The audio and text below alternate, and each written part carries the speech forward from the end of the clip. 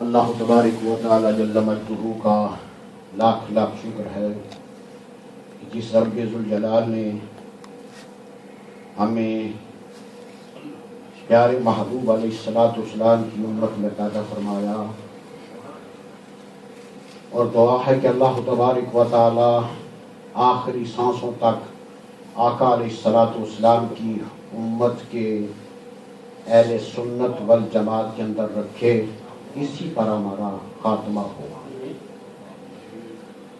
رب ذوالجلال نے قرآن پاک کے اندر ارشاد فرمائے لَإِن شَكَرْتُمْ لَأَزِيدَنَّكُمْ، جب میرے بندے میرا شکر ادا کرتے ہیں میں انہیں اور زیادہ عطا کرتا ہوں۔ اور یہ میرے دوست بزرگوں، یہ وہ دولت ہے جو ہاتھ آ جائے تو پھر کسی اور دولت کی ضرورت باقی نہیں رہتی۔ رب ذوالجلال کی ذات وہ ذات ہے کہ جو ازلی ابدی ہے۔ رب ذوالجلال وہ فنا نہیں ہے۔ رب ذوالجلال کی بارگاہ میں کوئی کمی نہیں ہے۔ ان اللہ علی کل شیء قدیر، اللہ ہر چیز پر قادر ہے۔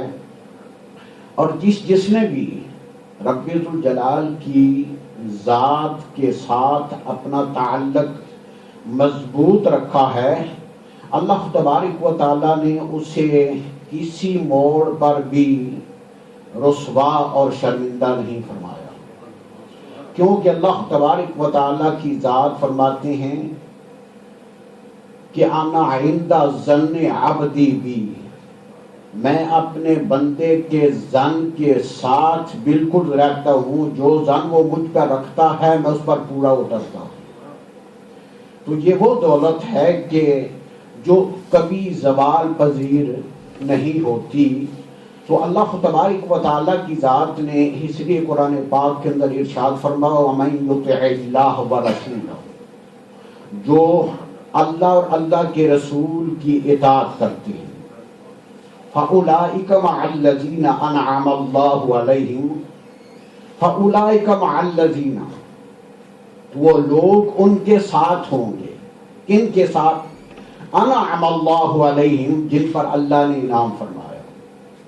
یعنی اللہ تبارک و تعالیٰ کی اطاعت اور اللہ کے رسول کی اطاعت یہ وہ کام ہے، وہ طریقہ ہے، وہ عبادت ہے، اور یہ وہ استقامت کا وہ عظیم مینار ہے کہ جو اس پر لگ جائے، اللہ تبارک و تعالیٰ فرماتے ہیں فَأُولَئِكَ مَعَ الَّذِينَ أَنْعَمَ اللَّهُ عَلَيْهِمْ، ان کے ساتھ جو ہو جاتے ہیں اللہ تبارک و تعالیٰ ان پر انعام فرماتا ہے۔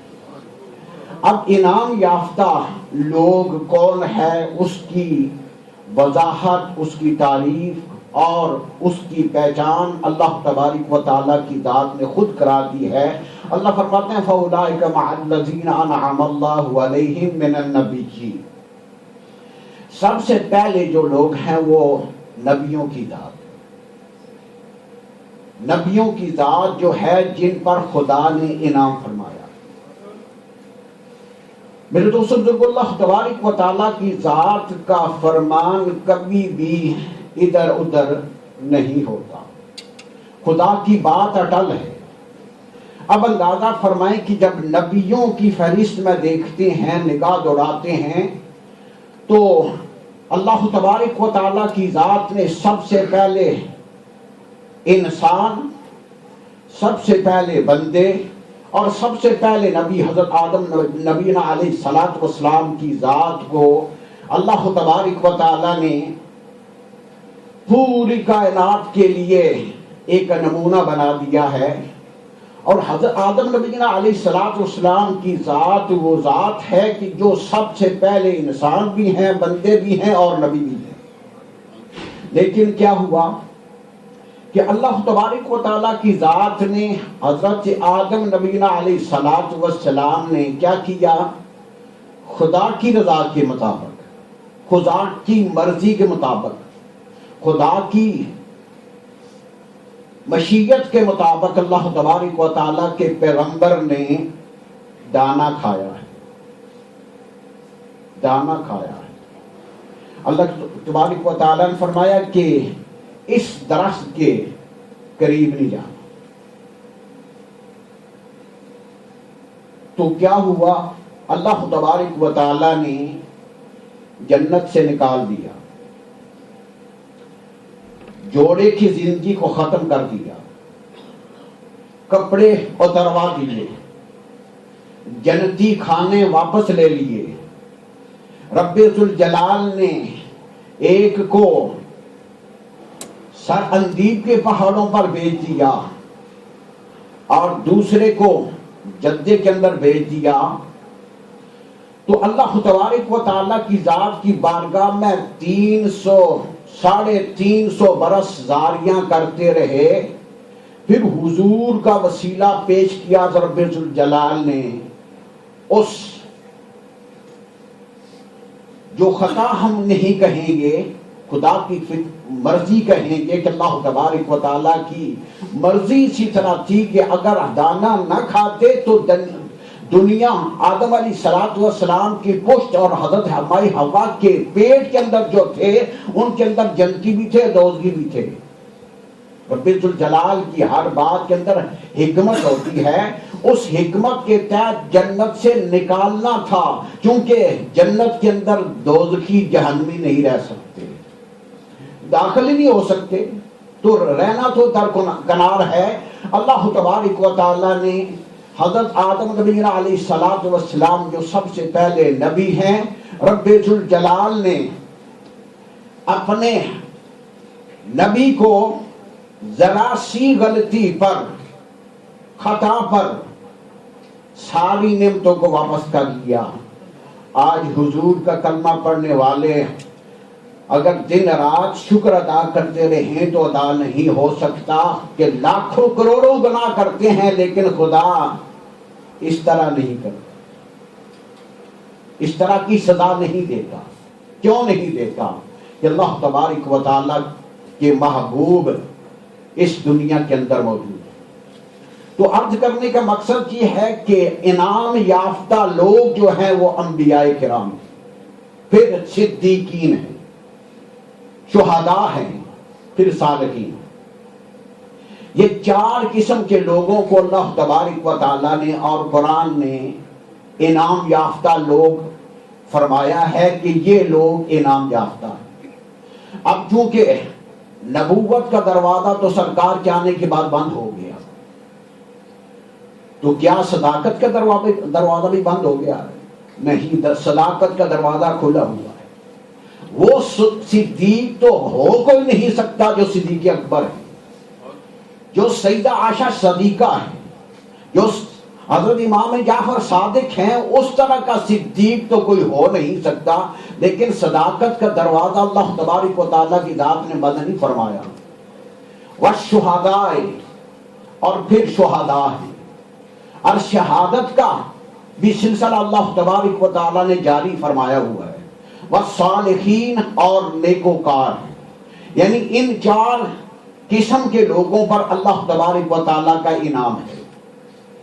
اب جس وقت ہر نمازی مسجد کے اندر کھڑے ہو کر، باوضو ہو کر، پاک کپڑے پہن کر ہر رکعت میں الحمد شریف پڑھتا ہے، کیا ایک دفعہ پڑھنے سے گزارا نہیں ہو جاتا؟ ایک دفعہ پڑھنے سے خدا کو علم نہیں ہو جاتا کہ یہ میرا بندہ کیا چاہتا ہے، کیا مانگ رہا ہے؟ ہر رکعت میں پڑھتا ہے، ہر بار پڑھتا ہے، ہر نماز میں پڑھتا ہے۔ کیوں پڑھتا ہے؟ اس لیے کہ اس کے اندر مداومت پائی جاتی ہے، مداومت، ہمیشگی، پابندی، ایک تسلسل قائم کیا گیا ہے کہ جس وقت یہ بندہ رب ذوالجلال کی بارگاہ میں کھڑا ہوتا ہے تو راز و نیاز کی باتیں کرتا ہے، عاجزی اور انکساری کے ساتھ کھڑا ہوتا ہے، پاؤں سے جوتا اتارا ہوا ہوتا ہے، ہاتھ باندھے ہوتے ہیں، اور تزلزل اور خشیت کے اندر کھڑا ہوتا ہے تو اللہ تبارک و تعالیٰ کی بارگاہ میں یہ کہتا ہے یا اللہ ساری تعریفیں تیرے لیے، اور تو رحمان بھی ہے، رحیم بھی۔ قیامت کے دن کا بھی تو مالک ہے. ہم تیری عبادت کرتے ہیں, اردو جی سے مدد چاہتے ہیں. پھر کہتا ہے اہدنا الصراط المستقیم, اہدنا الصراط المستقیم, یا اللہ مجھے سیدھے راستے پہ چلا. ایک ہے راستہ دکھانا, ایک ہے چلانا, ایک منزل مقصود تک پہنچانا. تو اللہ تبارک و تعالیٰ کی ذات کی بارگاہ میں دست بستہ حاضر انکساری کے ساتھ کھڑا ہو کے کہتا ہے مولا مجھے سیدھا راستہ دکھا. اب سوال یہ پیدا ہوتا ہے کہ وضو کیا ہے, پاک کپڑے پہنے ہیں, چل کے آیا ہے, ارادہ کر کے آیا ہے, آگے کھڑا ہوا ہے, اللہ اکبر کہا ہے, یا اللہ تو بڑا بہت بڑا ہے, تو اللہ تبارک و تعالیٰ کی بارگاہ میں آ کے کھڑا ہو گیا ہے, بار بار الحمد شریف پڑھتا ہے, کہتا ہے اہدنا الصراط المستقیم. کیا اللہ تبارک و تعالیٰ کی ذات کو پتہ نہیں کہ یہ مجھ سے سیدھا راستہ چاہتا ہے؟ خدا کو علم ہے, خدا جانتا ہے کہ میں نے اسے توفیق دی ہے تو اس راستے پہ آیا ہے. اگر توفیق نہ دیتا تو لاکھوں کروڑوں پھر رہے ہیں, توفیق دی ہے تو آیا ہے. اللہ کو علم ہے کہ یہ سیدھا راستہ چاہتا ہے, سیدھا راستہ مانگتا ہے. اور پھر یہ کہتا ہے کہ یا اللہ مجھے سیدھا راستہ عطا فرما. اور پھر ساتھ تخصیص بھی کر دیتا ہے, وضاحت بھی کر دیتا ہے کہ یا اللہ صراط الذین انعمت علیہم, یا اللہ ان لوگوں کا راستہ تو مجھے دکھا کہ جن پر تو نے انعام کیا ہے. اب انعام یافتہ لوگ کون ہیں؟ وہ تو نبی ہیں. نبوت کا دروازہ بند ہو چکا ہے, کوئی کتنی ہی عبادت کر لے تو نبی نہیں بن سکتا. اور جب کوئی جھوٹا نبوت کا دعویٰ کر لے تو امام اعظم رحمۃ اللہ علیہ فرماتے ہیں کہ اگر کوئی اس سے دلیل مانگے کہ تو نبی ہے تو کوئی دلیل دے تو اس پر کفر لازم ہو جاتا ہے. اب اگر کوئی نبوت کا جھوٹا دعویٰ کر دیتا ہے, کوئی بندہ چاہے وہ نمازی ہے, چاہے ان پڑھ ہے, جاہل ہے, گنہگار ہے, وہ کوئی بھی ہے, اگر اس سے دلیل مانگے اگر تو نبی ہے سچا تو دلیل دے, تو دلیل مانگتے ہی کافر ہو جاتا ہے. کیونکہ یہ وہ عقیدہ ہے کہ اس عقیدے کے اندر کوئی دوسری رائے نہیں ہے کہ حضور خاتم النبیین ہے. آقا علیہ الصلوۃ والسلام کے آنے کے بعد نبوت کا دروازہ بند ہو گیا ہے.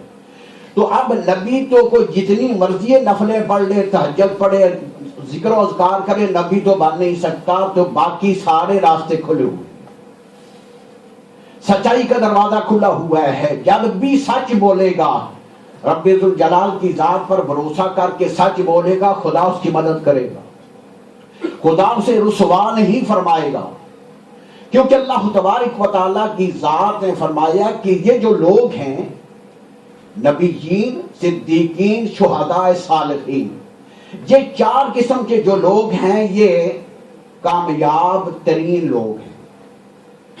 یہ لوگ کامیاب ترین لوگ ہیں. ذالک هو الفوز العظیم, یہ بہت بڑی کامیابی کے اندر ہیں. اور کامیابی کے لیے اللہ تبارک و تعالیٰ نے ایک مرتبہ نہیں, قرآن پاک کے اندر بہت سی مرتبہ فرمایا ہے کہ اب ہر قسم کی کیٹیگری موجود ہے دنیا کے اندر. ہر قسم, ہر پیشہ کے لوگ موجود ہیں. ہر ایک کہتا ہے کہ میں کامیاب ہو جاؤں, میں کامیاب ہو جاؤں, میں فوج کے اندر شامل ہو جاؤں, میں فوزن عظیمہ کی لسٹ کے اندر آ جاؤں.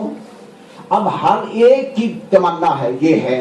لیکن رب نے چار کا فیصلہ فرما دیا ہے کہ اس قسم کے جو ہیں یا ان کے نقش قدم پر چلنے والے جو ہیں وہ کامیاب لوگ ہیں.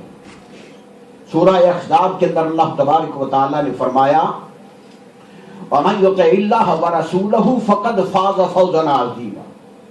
جو اللہ اور اللہ کے رسول کی اطاعت کرتے ہیں وہ بہت ہی کامیاب ہے.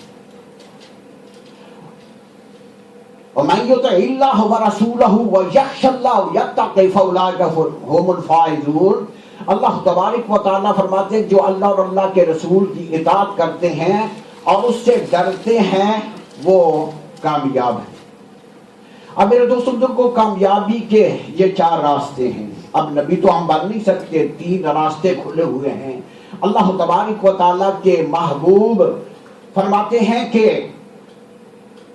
جو اللہ اور اللہ کے رسول کی اطاعت کرتا ہے، قرآن پاک نے خود ارشاد فرما دیا من یطع الرسول فقد اطاع اللہ، جس نے رسول کی اطاعت کی گویا اس نے اللہ کی اطاعت کی۔ اب اطاعت اللہ کی بھی ہو سکتی ہے اور رسول کی بھی ہو سکتی ہے، لیکن پیروی صرف حضور کی ہو سکتی ہے، پیروی صرف رسول کی ہو سکتی ہے۔ اللہ تبارک و تعالی کھانے سے پاک ہے، کیسے پیروی کر سکتے ہیں؟ پہننے سے پاک ہے، سونے سے پاک ہے، جاگنے سے پاک ہے، بیوی بچوں سے پاک ہے۔ خدا نماز نہیں پڑھتا، ہم کیسے نماز پڑھیں؟ تو خدا کو فنا نہیں، خدا کو بقا ہی بقا ہے۔ اب پیروی تو صرف حضور کی کر سکتے ہیں۔ آقا علیہ الصلوۃ والسلام کی ذات وہ ذات ہے کہ جن کے لیے رب نے فرمایا من یطع الرسول فقد اطاع اللہ، جس نے میرے رسول کی اطاعت کی نا گویا اس نے خدا کی اطاعت کی۔ اب میرے دوستو حضور کی اطاعت کیا ہے؟ آقا علیہ الصلوۃ والسلام کی ذات کی اطاعت انسان کو زمین کے نیچے سے اٹھا کے اور یہ سریا تک پہنچا دیتی ہے، زمین سے اٹھا کے لامکان تک پہنچا دیتی ہے۔ کس طرح؟ پیارے محبوب علیہ الصلوۃ والسلام معراج کی رات جب لامکان پر گئے، جنت کی سیر کی، دوزخ کی سیر کی، تو آقا علیہ الصلوۃ والسلام جب جنت کے اندر ٹہل رہے تھے، معائنہ کر رہے تھے، دیکھ رہے تھے، سیر کر رہے تھے، تو آقا علیہ الصلوۃ والسلام فرماتے ہیں کہ جنت کے اندر مجھے بلال کے قدموں کی آواز سنائی دی، جنت کے اندر مجھے بلال کے قدموں کی سنائی دی۔ اب اندازہ فرمائیں کہ جنت کا وزٹ حضور کرنے کے لیے گئے ہیں، بھیجا خدا نے ہے، لے کے جبریل گئے ہیں، بلال تو مکہ شریف کے اندر موجود ہیں، تو حضرت بلال رضی اللہ تعالی عنہ کے قدموں کی آواز اور پھر حضور کے آگے آگے حضور فرماتے ہیں مجھے جنت کے اندر اپنے آگے آگے بلال کے قدموں کی آواز کی سنائی دی۔ وہ آقا کی جن کی سماعت سننے کی طاقت اتنی ہے، فرماتے کہ لوہے محفوظ پر جو تقدیر کا قلم چلتا ہے وہ میں ماں کے پیٹ کے اندر بھی سنتا تھا۔ یہ حضور کی سماعت کا عالم ہے، سننے کا عالم ہے۔ تو حضور علیہ الصلوۃ والسلام کی اطاعت کا نتیجہ یہ ہوا، آقا علیہ الصلوۃ والسلام نے خود ہی نسخہ بتایا تھا، خود بھی دوائی دی تھی، اور پوچھتے ہیں کہ بلال کیا کرتے ہو کہ جس کی وجہ سے میں نے جنت کے اندر تیرے قدموں کی آواز سنی ہے؟ عرض کی یا رسول اللہ صلی اللہ علیہ وسلم کیا کرتا ہوں؟ جو آپ نے بتایا وہی کرتا ہوں، آپ کی اطاعت کرتا ہوں۔ آپ نے فرمایا جب وضو ٹوٹ جائے تو وضو کر کے 2 نفل تحیۃ الوضو پڑھ لیا کرو۔ یا رسول اللہ جب بھی وضو توڑتا ہوں تو وضو کر کے 2 رکعت نماز نفل پڑھ لیتا ہوں، اس کے علاوہ تو میں کوئی خاص عبادت نہیں کرتا۔ آقا علیہ الصلوۃ والسلام نے فرمایا ہاں اسی لیے یہی وجہ ہے کہ تیرے قدموں کی آواز جنت کے اندر میں نے سنی ہے۔ تو جس وقت حضور نبی کریم صلی اللہ تعالی علیہ وآلہ وسلم نے خود بتایا کہ بلال وضو کیا ہے، وضو یہ وہ طریقہ ہے جو اللہ نے سابقہ انبیاء کو عطا فرمایا ہے۔ نبی اس طرح طہارت کیا کرتے تھے، امتیں اس طرح طہارت نہیں کرتی تھی۔ یہ حضور کا صدقہ ہے کہ ہمیں وہ وضو عطا فرمایا جو نبیوں والا ہے۔ تو آقا علیہ الصلوۃ والسلام نے حضرت بلال کو جنت کے اندر ان کے قدموں کی آواز سنی تو آ کے لوگوں کو بتانے کے لیے کہ لوگوں کے اندر اس کا شعور بیدار ہو جائے، لوگوں کے اندر یہ بات آ جائے کہ یہ کام معمولی کام نہیں ہے، یہ کام کرنے والا بیٹھا ہوا مکے کے اندر ہوتا ہے، اس کے قدموں کی آواز جنت کے اندر ہوتی ہے، آسمانوں کا۔ تو میرے دوستوں بزرگوں، اللہ تبارک و تعالیٰ نے فرمایا کہ من یطع اللہ ورسولہ فاولئک مع الذین، جو اللہ اور اللہ کے رسول کی اطاعت کرتے ہیں وہ ان لوگوں کے ساتھ ہوں گے جن کے ساتھ انعم اللہ علیہم، جن پر اللہ کا انعام ہوگا۔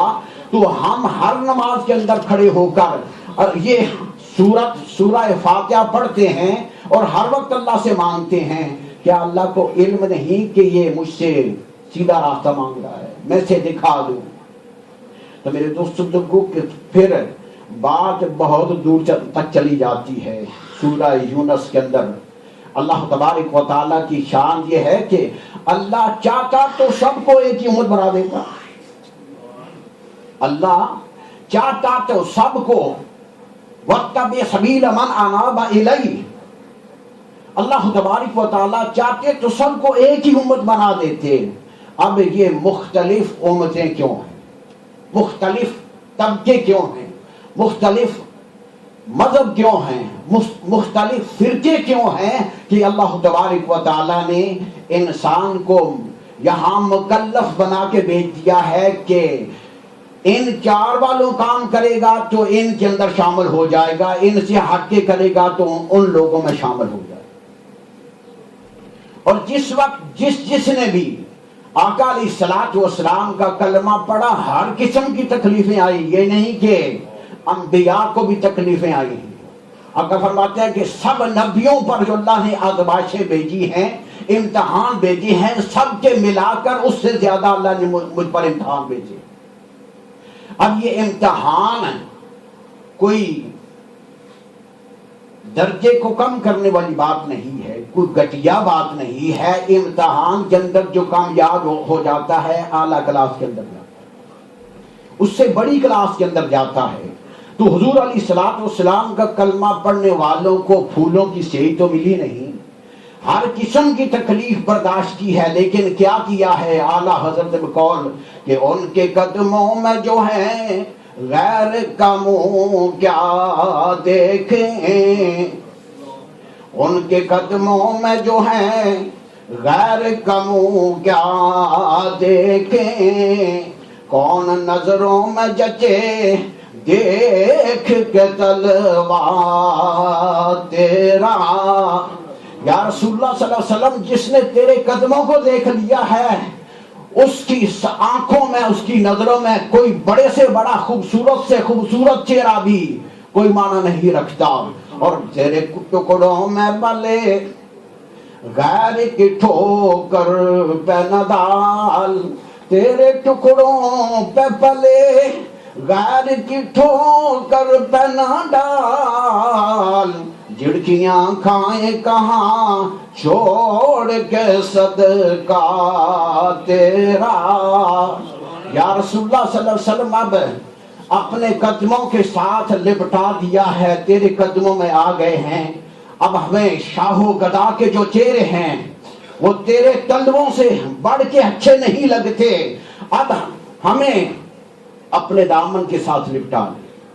تو جس وقت آقا علیہ الصلوۃ والسلام کی ذات کی اطاعت کے اندر آ جاتا ہے کہ وہ گویا خدا کی اطاعت میں آ جاتا ہے، اب اللہ تبارک و تعالیٰ نے اس محبوب کو اتنے اختیارات عطا فرمائے ہیں، اتنی طاقتیں عطا فرمائی ہیں، اتنی قوت عطا فرمائی ہے کہ آقا علیہ الصلوۃ والسلام جسے کہیں یہ میرا ہے، جسے حضور کہہ دیں یہ میرا ہے، تو میرے دوست بزرگوں، اللہ کی ساری کائنات کے اندر پہلی امتوں سے لے کر آج تک جس نے بھی حضور علیہ الصلوۃ والسلام کے دامن کو پکڑا ہے، خدا نے کسی ایک کو نہیں کہا نہیں محبوب یہ میرا نہیں ہے اس لیے تیرا نہیں ہو سکتا۔ اب جو خدا کو نہیں مانتے، حضرت علامہ قاضی عیاض رحمۃ اللہ علیہ شفا شریف کے اندر فرماتے ہیں کہ وقت گزرتے ہوئے دیر نہیں لگتی۔ ایک آدمی ہے کہ اب جب تک اس کے جسم کے اندر سانس موجود ہے اس کے لیے توبہ کا دروازہ کھلا ہے۔ آپ فرماتے ہیں کیا کرے کہ اس کے پاس پورا کلمہ پڑھنے کی ٹائم نہیں ہے، پورا کلمہ نہیں پڑھ سکتا تو کیا کرے؟ اب لا الہ الا اللہ تو اس کے اندر توحید ہے کہ کوئی الہ نہیں مگر ایک اللہ، اور محمد الرسول اللہ صلی اللہ علیہ وسلم اللہ کے سچے رسول ہیں، تو فرماتے ہیں کہ وہ محمد الرسول اللہ پڑھ لے تو اس کے بعد اگر اس کی جان نکلتی ہے تو وہ مومن۔ اللہ تبارک و تعالیٰ نے ہمیں اس محبوب کا امتی بنایا ہے، اس محبوب کے امتی کا درجہ اللہ تبارک و تعالیٰ نے بہت بلند فرمایا ہے۔ اللہ نے فرمایا میری واسطت تکون شہداء، تمہیں درمیانی امت بنایا ہے کہ تم پہلے نبیوں کی امتوں کے تم گواہ ہو جاؤ گے، پہلے نبیوں کے اور ان کی امتوں کے گواہ بنو گے۔ تو میرے دوست بزرگوں، یہ صدقہ اس محبوب کا ہے۔ دعا فرمائے کہ اللہ تبارک و تعالیٰ اس محبوب کی اطاعت کی توفیق عطا فرمائے، اور جس نے حضور کی اطاعت کی گویا اس نے اللہ کی اطاعت کی، وما علینا الا البلاغ۔ یہ نظرات سنتے ہیں۔